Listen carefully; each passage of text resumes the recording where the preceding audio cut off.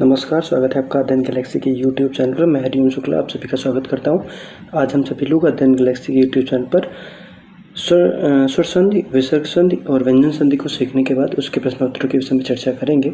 आज हम सभी लोग उसके प्रश्नोत्तरों में प्रथम 30 महत्वपूर्ण प्रश्नों के विषय में चर्चा करेंगे, जो पिछले कई सालों से अन्य या अलग अलग कह सकते हैं सभी विभिन्न परीक्षाओं से मिश्रण से लिया गया है। आइए देखते हैं।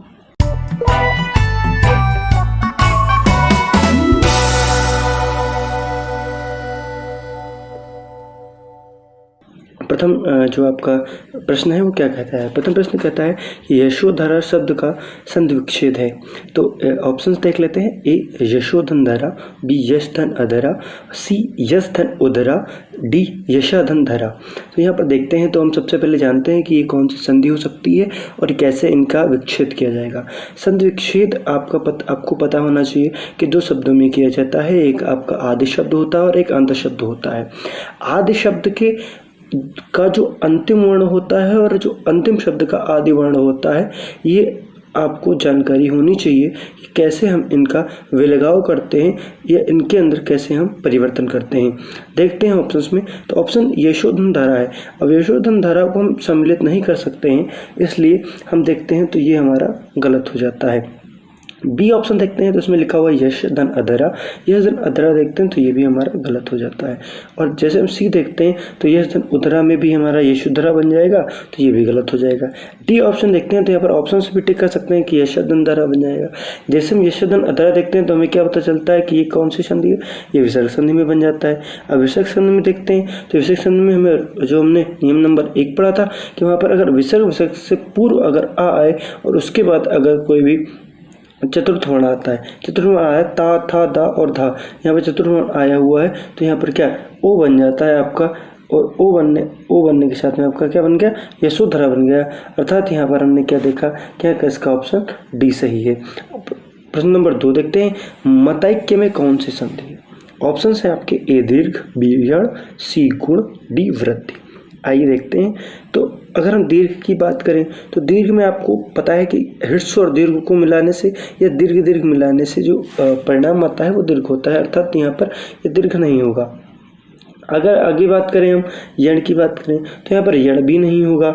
यण हमारा क्या बताता है, यदि हृस्व या दीर्घ ऊ के स्थान पर अगर हम देखें तो री के बाद यदि भिन्न स्वर आए तो यदि ई और ई का या ऊ और ऊ का वा या री का रा हो जाता है। तो यहाँ पर ऐसा कुछ नहीं दिखाई पड़ रहा, तो यण भी नहीं होगा।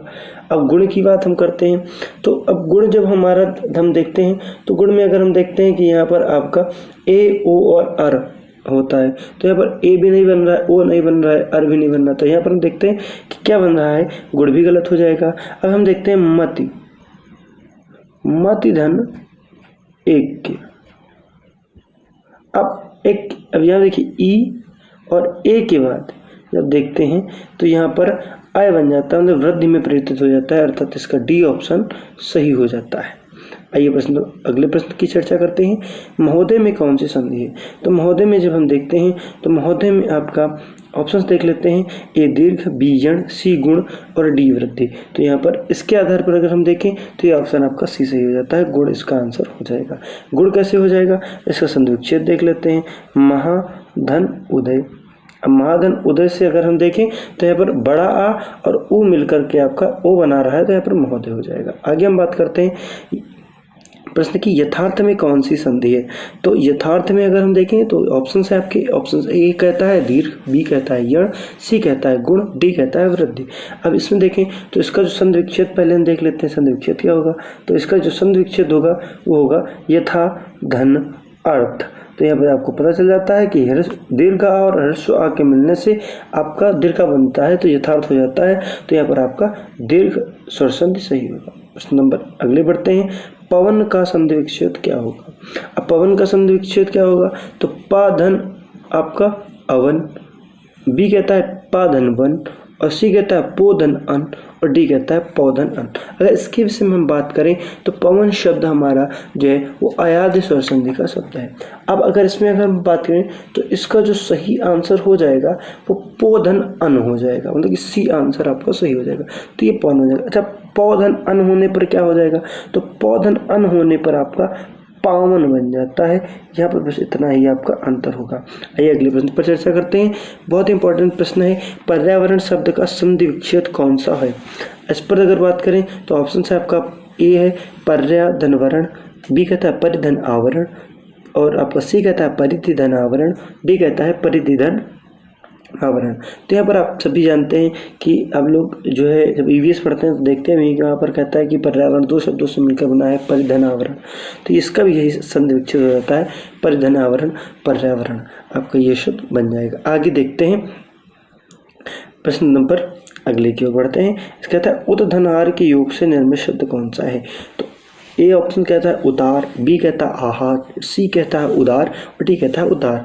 देखते हैं उतधनहार, तो उतार तो बिल्कुल नहीं होगा, आहार भी नहीं होगा और उदार भी नहीं होगा, इसलिए इसका जो ऑप्शन सही हो जाएगा ये आपका उद्धार ऑप्शन सही हो जाएगा। और ये कौन सी संधि हो जाएगी, ये आपकी व्यंजन संधि हो जाएगी। प्रश्न कहता है अधाधन गति अधोगति किस संधि का उदाहरण है।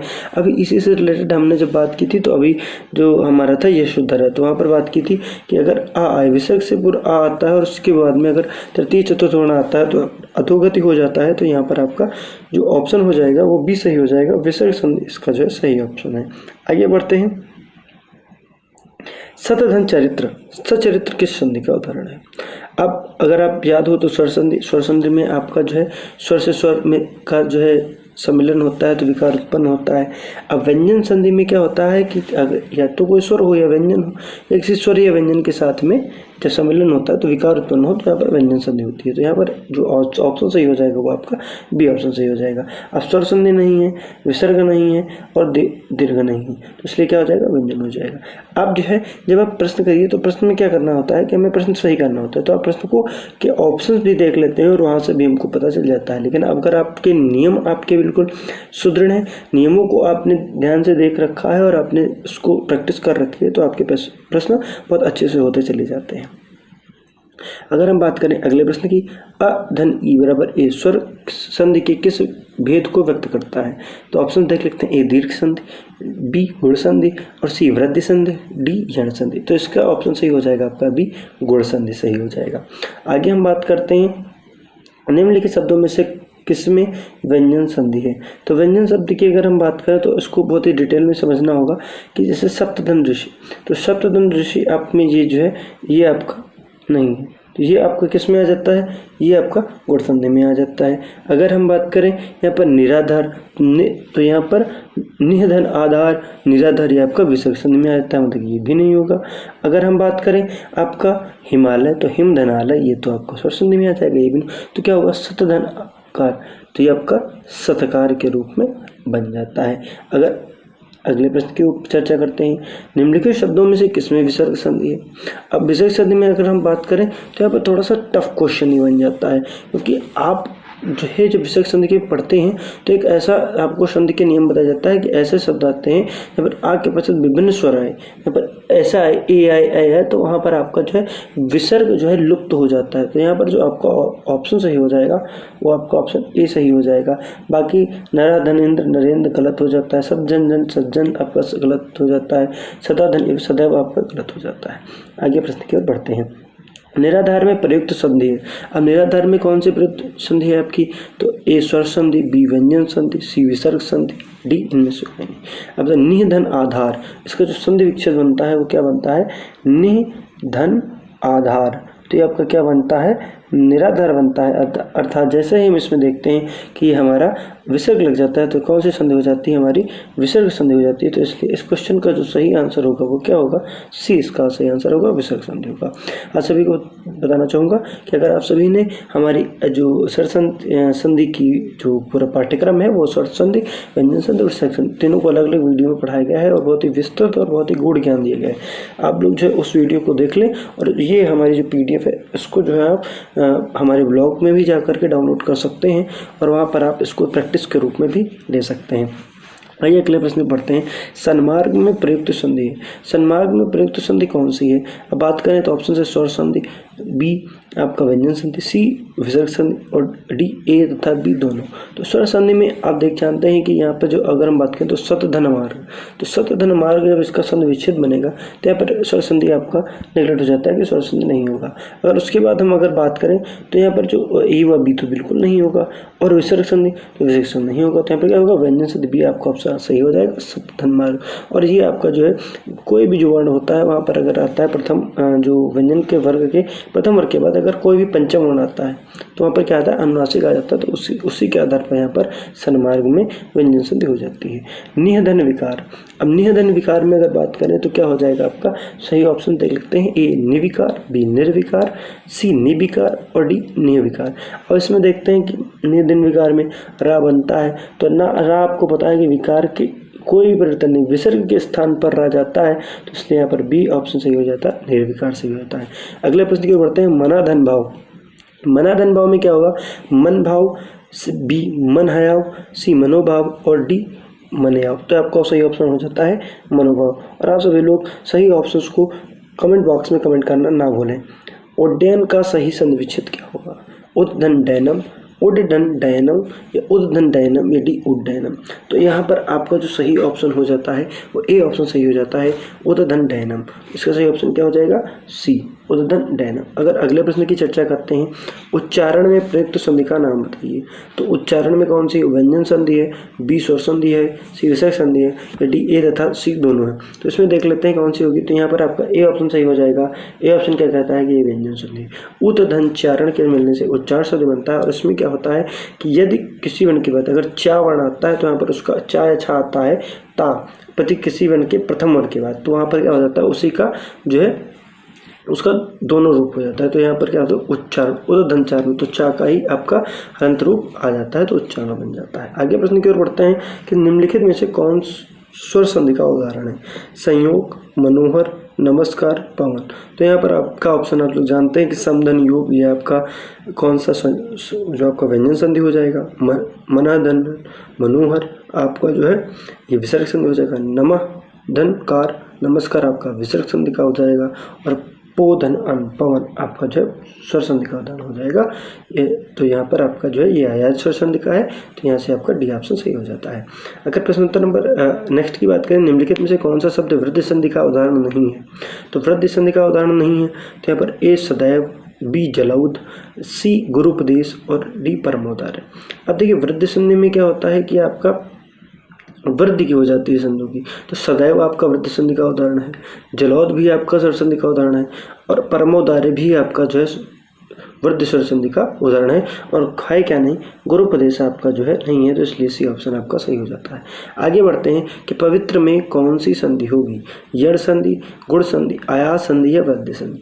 तो यहाँ पर जो आपको सही ऑप्शन हो जाएगा वो आयास स्वर संधि हो जाएगा और इसमें आपका पोधन इत्र मिलकर के पवित्र बनेगा। आगे अगर बढ़ते हैं कि इत्यादि शब्द, इत्यादि शब्द का सही संधि विच्छेद क्या है? तो इत धन यादि, इत धन यादि और इत धन आदि और इति धन आदि। यहाँ पर डी ऑप्शन आपका सही हो जाएगा। इत धन आदि मिलकर आपका इत्यादि शब्द का निर्माण होता है। आगे बात करें, सबसे इंपॉर्टेंट शब्द है कि धरेश का सही संधि विच्छेद क्या होगा? तो यहाँ पर देखें, धरा धन अश, बी धर धन ईश, सी धरा धन ईश, डी धरा धन ईश। अगर हम बात करें तो इसका जो सही ऑप्शन होगा वो धरा धन ईश होगा। अब कैसे होगा यहाँ पर हम बात करते हैं, तो यहाँ पर आपका धराधन ईश होगा। अब इसके सही ऑप्शन क्या होगा? तो यहाँ पर अधन मिलकर ईश बन जाता है, तो यहाँ पर धरेश बन जाएगा। तो यहाँ पर आपको सही ऑप्शन हो जाएगा डी अर्थात धराधन ईश। अगर अगले प्रश्न की बात करते हैं, निराशा का संधि विच्छेद क्या होगा? तो निराधन आशा, बी निर्धन आशा, सी निधन आशा, डी निराधन आशा। तो यहाँ पर सी ऑप्शन आपका सही हो जाएगा। निधन आशा से मिलकर आपका निराशा बन जाएगा। आगे बात करें, महोष्ण का संधि विच्छेद क्या होगा? महोधन उष्ण, महाधन उष्ण और आपका सी महोधन उष्ण और डी आपका महाधन उष्ण। अगर इसकी बात आप चर्चा करते हैं तो यहाँ पर आपको कुछ चीज़ों को जानना बहुत ज़रूरी हो जाता है। क्या जानना ज़रूरी हो जाता है? आपका ये जानना ज़रूरी हो जाता है कि इनका जो संधि विच्छेद है वो कैसे होगा। इनका संधि विच्छेद कैसे होगा कि आप दो आदि शब्द अंत शब्दों को आप मिला लीजिए, तो महाधन उष्ण। अब उष्ण होगा या उष्ण होगा? तो उष्ण होगा क्योंकि ओ लगा हुआ है, तो यहाँ पर आपका डी ऑप्शन आपका सही हो जाता है, महाधन उष्ण हो जाता है। अब स्वर संधि के कितने भेद होते हैं? स्वर संधि के कितने भेद होते हैं आपको पता है? कौन कौन से होते हैं आप कमेंट बॉक्स में ज़रूर लिखिए और मैं बता भी देता हूँ आपको। स्वर संधि आपकी 5 प्रकार की होती है। कौन कौन से होते हैं? दीर्घ स्वर संधि, गुण स्वर संधि, आपका वृद्धि स्वर संधि होता है, अयादि स्वर संधि होता है और यड़ स्वर संधि होता है। तो आप किस प्रकार से 5 स्वर संधि होते हैं। हिंदी की बात करेगा, प्रश्न की बात करें अगले प्रश्न की, तो व्यर्थ शब्द में किन वर्णों की संधि हुई है? तो किन वर्णों की संधि हुई है? ए ऑप्शन कहता है ई प्लस आ, बी कहता है ई धन उ, सी कहता है ई धन ए और डी कहता है ई धन आ। तो यहाँ पर ए ऑप्शन आपका सही हो जाएगा, ई धन आ इसका सही आंसर हो जाएगा। इस प्रकार के प्रश्न आजकल बहुत ट्रेंडिंग में है और बहुत पूछे जाते हैं। प्रश्न कहता है संधि कितने प्रकार की होती है? तो संधि आप सभी को पता है, सी ऑप्शन सही है। संधि आपके 3 प्रकार की होती है, आपकी स्वर संधि, व्यंजन संधि और विसर्ग संधि। अगले प्रश्न की ओर बढ़ते हैं। नी रोग में प्रयुक्त संधि का नाम क्या है? नी धन रोग से मिलकर नी रोग बनता है और यहाँ पर ई जो है आपका ह्रस्व ई दीर्घ ई में परिवर्तित हो जाता है, इसलिए इसको नी रोग लिखा जाता है। ये विसर्ग स्वर संधि का आपका उदाहरण है और ये आपका विसर्ग संधि बन जाता है। आगे अगर हम बात करें सत्याग्रह में प्रयुक्त संधि है, बहुत ही इंपॉर्टेंट शब्द है, इसलिए इसकी इंपॉर्टेंट बढ़ जाती है और ये कई बार प्रश्नों में जो है अलग अलग जो परीक्षाओं में पूछा गया है। सत्याग्रह तो सत्य के लिए आग्रह, मतलब कि सत्य धन आग्रह, तो यहाँ पर आपका दीर्घ संधि आपका सही ऑप्शन हो जाएगा। आपको ये प्रश्नों की श्रृंखला कैसी लगी कमेंट बॉक्स में कमेंट करके अवश्य बताएं। अगर आपको हमारे चैनल द्वारा किए गए कार्य पसंद आ रहे हैं तो चैनल को लाइक करें, शेयर करें और सब्सक्राइब करें, और हो सके सर सभी लोग बहुत शेयर करें, जिससे कि हमारी टीम को मनोबल मिले और आप सभी तक अत्यधिक से अत्यधिक बेहतरीन वीडियो पहुंचाई जा सकें। और सब्सक्राइब करें जिससे कि हमारे द्वारा अपलोड की हुई सभी वीडियो आप सभी तक जैसे ही अपलोड की जाए तुरंत पहुंच सके। आप सभी का बहुत बहुत धन्यवाद।